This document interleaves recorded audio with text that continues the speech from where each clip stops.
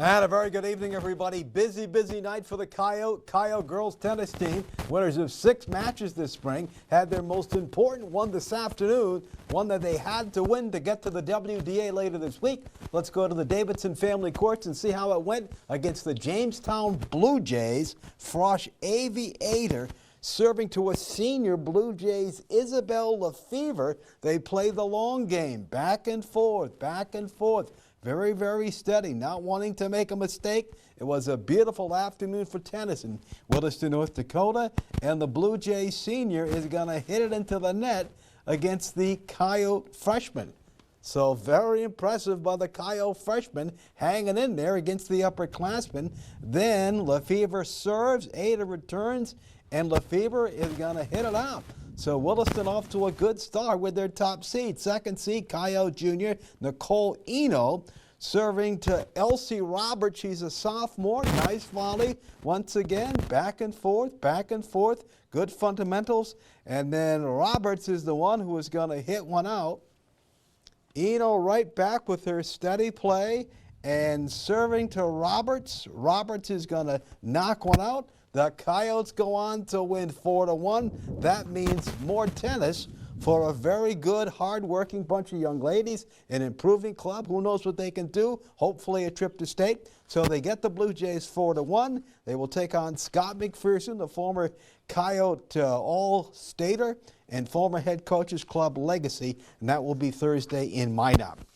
More good news on the Coyote front. Williston beat Watford City 26-3 at home in a playoff match. They will take on Dickinson at 11 a.m. in Jamestown. Coyotes scored 12 runs in the first and never looked back on their big win, so they will continue to play the game they love. Softball, WDA playing in the Buffalo City. Jamestown shuts out Watford City, 10-zip the final there. So on Thursday in the Magic City, Williston and Dickinson, 11 a.m. Coyotes, remember, Dickinson came here and swept them about a week ago.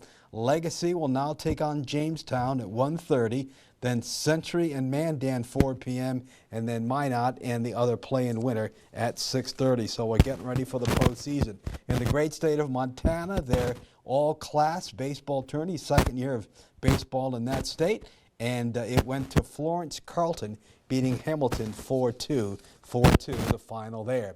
The Minnesota Twins were trying to slam the brakes on a 6-game losing streak tonight in the nation's capital against the Nats. Not exactly a powerhouse team in the NL East, but let's see if the losing streak ended tonight. Bottom of the second, 1-zip Twins.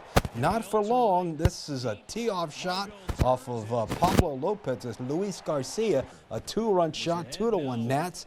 In the fourth, more bad news. Jesse Winker with a solo shot, going goodbye. That makes it 3-1. In the fifth, more bad news. Jacob Young with a base hit. 1 run will score, 2 runs. This is against the Twins ace, by the way.